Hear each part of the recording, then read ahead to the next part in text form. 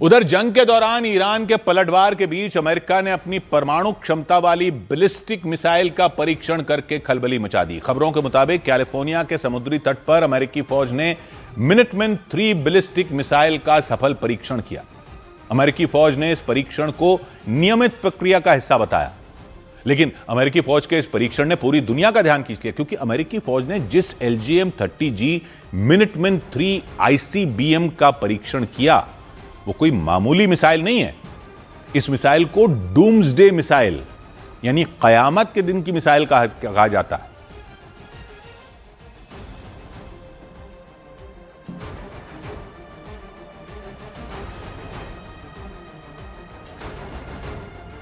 America के रक्षा मंत्रालय ने बताया कि मिनटमैन 3 के GT-254 मॉडल को कैलिफोर्निया में समुद्री तट से दागा गया।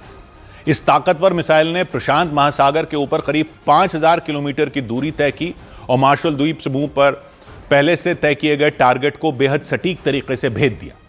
अमेरिकी एयरफोर्स के मुताबिक इस टेस्ट का मकसद यह देखना था कि मिसाइल की सटीकता, तैयारियां और तकनीकी सिस्टम कितने प्रभावी हैं। हालांकि अमेरिकी फौज ने जानकारी दी कि ईरान के साथ युद्ध के दौरान कैलिफोर्निया में समुद्री तट पर मिसाइल को बिना किसी वॉरहेड यानी बिना किसी बम के ही टेस्ट किया गया। अमेरिका के रक्षा मंत्रालय ने परीक्षण के तुरंत बाद बताया कि यह परीक्षण पहले से तय था। इसका ईरान के साथ चल रही जंग से कोई लेना देना नहीं है, लेकिन परमाणु हथियार ले जाने में सक्षम इस मिसाइल की टेस्टिंग होते ही पूरी दुनिया चौकन्नी हो गई, क्योंकि किसी भी जंग में डूम्सडे मिसाइल के इस्तेमाल का सीधा मतलब महाविनाश माना जाता है। इसी वजह से अमेरिका के ताजा मिसाइल टेस्ट ने पूरी दुनिया के माथे पर शिकन ला दी। लेकिन परमाणु क्षमता वाली मिसाइल के टेस्ट की टाइमिंग को लेकर सवाल उठने शुरू हो गए।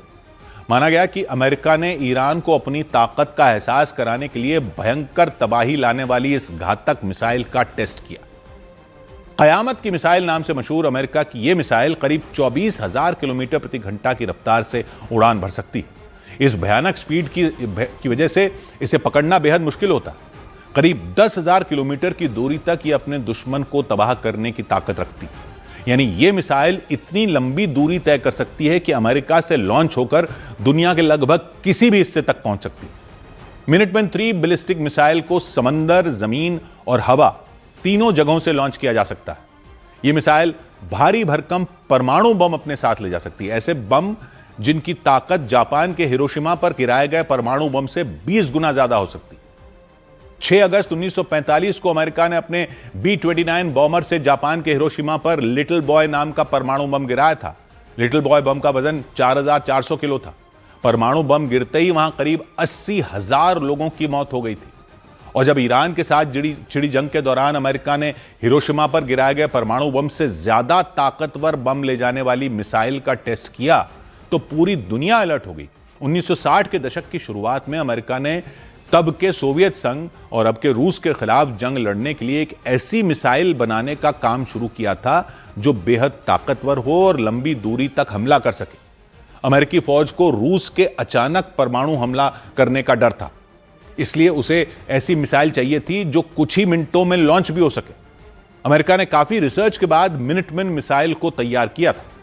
साल 1962 में अमेरिका ने पहली बार मिनटमैन 1 मिसाइल को तैनात किया।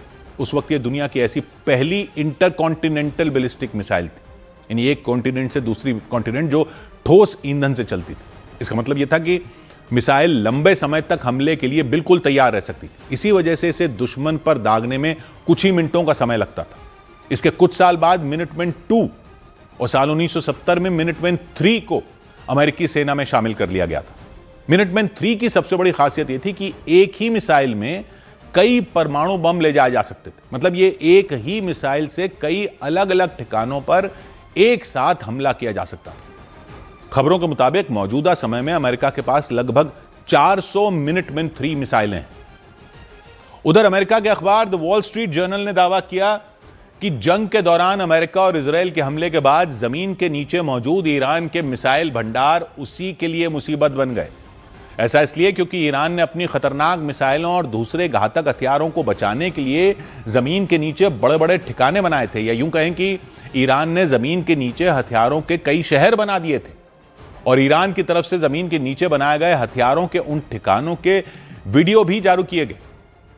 दावा किया गया था कि उन वीडियो को जारी कर ईरान ने दुनिया को अपनी ताकत दिखाने की कोशिश की थी। खासकर उसने अमेरिका और इजराइल को यह संदेश दिया था कि वो जंग के लिए तैयार है। मतलब अगर उस पर हमला हुआ तो फिर वो भी अपनी खतरनाक मिसाइलों को उन पर दागने से पीछे नहीं हटेगा।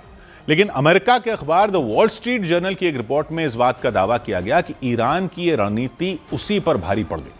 रिपोर्ट के मुताबिक जंग के दौरान अमेरिका और इजराइल की सेना ने जमीन के नीचे मौजूद ईरान के हथियारों के ठिकानों पर मिसाइलों की बारिश कर दी। अमेरिका की मीडिया के मुताबिक हमले के दौरान उन ठिकानों के एंट्री पॉइंट यानी मुहाने को निशाना बनाया गया। मतलब जिस जगह से ईरान अपनी मिसाइलों और हथियारों को बाहर निकालने वाला था, उसी जगह पर ईरान और अमेरिका ने हमला कर दिया, ऐसा दावा किया गया। और दावा किया गया कि उसकी वजह से ईरान के हथियार या तो मलबे में दब गए या फिर जमीन के नीचे मौजूद ठिकानों में फंसे रह गए। वॉल स्ट्रीट जर्नल की रिपोर्ट के मुताबिक अमेरिका और इजराइल की इस रणनीति की वजह से जंग में ईरान बुरी तरह फंस गया। दावा किया गया कि वो चाहकर भी अपनी खतरनाक मिसाइलों को जंग में इस्तेमाल नहीं कर पा रहा, जबकि ईरान ने इसी दिन के लिए बड़ी संख्या में मिसाइलों और दूसरे खतरनाक हथियार बनाए थे। रिपोर्ट में दावा किया गया कि ईरान ने अपनी मिसाइलों को अमेरिका और ईरान से बचाने के लिए इजराइल से बचाने के लिए जमीन के नीचे बंकरों का निर्माण करवाया था।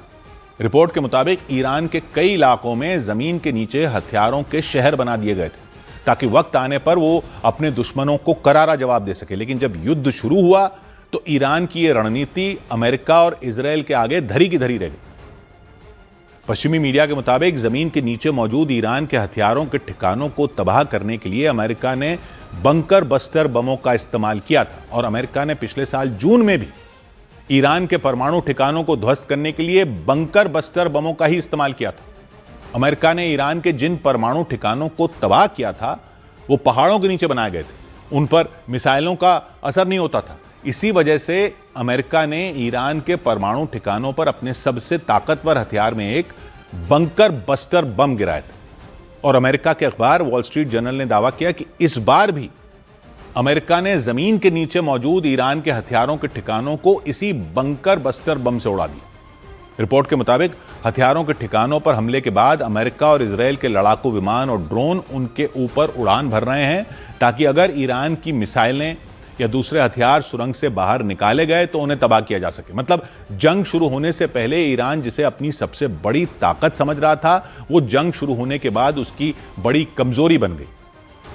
इधर खबर है कि ईरान को घेरने के लिए अमेरिका और इजराइल दोनों मिलकर कुर्द लड़ाकों को एयर सपोर्ट दे सकते हैं।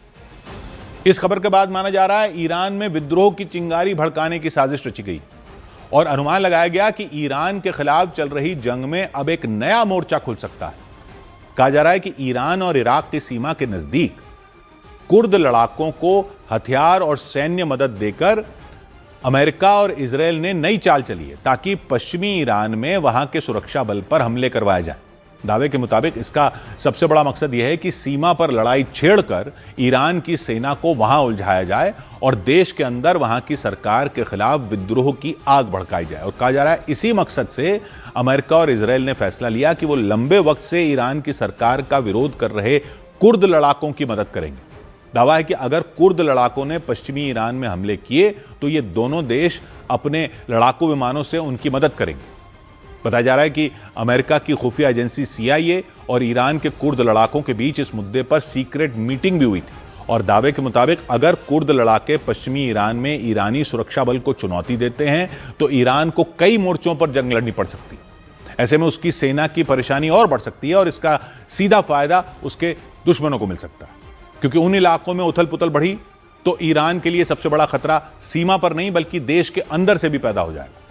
बताया जा रहा है इसलिए अमेरिका और इजराइल इस फिराक में है कि वो कुर्द लड़ाकों का इस्तेमाल ईरान के खिलाफ जंग में कर सके। जानकारों के मुताबिक अगर उनकी योजना सफल रही तो ईरान में गृह युद्ध भी छिड़ सकता है और इसका सीधा फायदा अमेरिका और इजराइल को मिल सकता है। यही नहीं, अमेरिकी अधिकारियों ने तो यहां तक दावा किया कि इराक से करीब 1000 कुर्द लड़ाके ईरान की सीमा में दाखिल हो चुके हैं और उन्होंने वहां के कुछ इलाकों में हमले भी शुरू कर दिए हैं। दावा है कि ईरान और इराक की सीमा के नजदीक ये हमले शुरू किए गए हैं और जल्द ही इनका दायरा बढ़ाकर ईरान के दूसरे इलाकों तक कर दिया जाएगा। और जिन कुर्द लड़ाकों को ईरान के खिलाफ जंग में उतारने की खबर सामने आई, उनकी आबादी न सिर्फ ईरान में है बल्कि उसके पड़ोसी देश इराक, सीरिया और तुर्की में भी उनकी संख्या अच्छी खासी। ईरान में उनकी जनसंख्या तो करीब 80 लाख मानी जाती है। कुर्द लोग मुख्य रूप से सुन्नी मुसलमान हैं। उनका आरोप है कि शिया बहुल ईरान में उन पर जुल्म ढाए जाते हैं, उन्हें उनके अधिकार नहीं मिलते, यानी वहां शिया सुन्नी की भी लड़ाई है।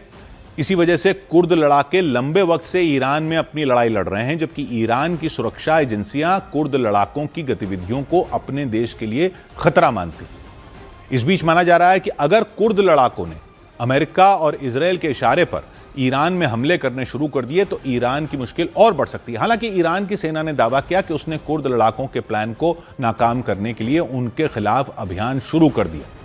दावा किया गया कि इराक में मौजूद कुर्द लड़ाकों के बड़े ठिकाने को निशाना भी बनाया गया। उधर स्वीडन ने पश्चिम एशिया में छिड़ी जंग को देखते हुए अपने नागरिकों को अलर्ट कर दिया। ईरान और इजरायल के बीच चल रहे युद्ध की वजह से स्वीडन के सरकारी बैंक ने अपने नागरिकों को घर में कैश रखने की सलाह दी। बैंक ने युद्ध के दौरान इमरजेंसी के हालात से निपटने के लिए नागरिकों से घर में कैश रखने की अपील की, ताकि मुश्किल वक्त में वो आसानी से खाने पीने का सामान खरीद सकें। पश्चिम एशिया में चल रही जंग के बीच सरकारी सूत्रों ने बताया कि देश के पास करीब 25 दिन के लिए कच्चे तेल और दूसरे ऊर्जा संसाधनों का पर्याप्त स्टॉक मौजूद है। सूत्रों के मुताबिक भारत सरकार एलपीजी, एलएनजी और कच्चे तेल के सभी बड़े सप्लायर देशों के लगातार संपर्क में है। अमेरिका, इजरायल और ईरान में जारी जंग के बीच दुबई से आने वाली कुछ उड़ानें भारत पहुंची। दुबई से दिल्ली और अहमदाबाद में यात्रियों को लेकर विमानों ने सुरक्षित लैंडिंग की।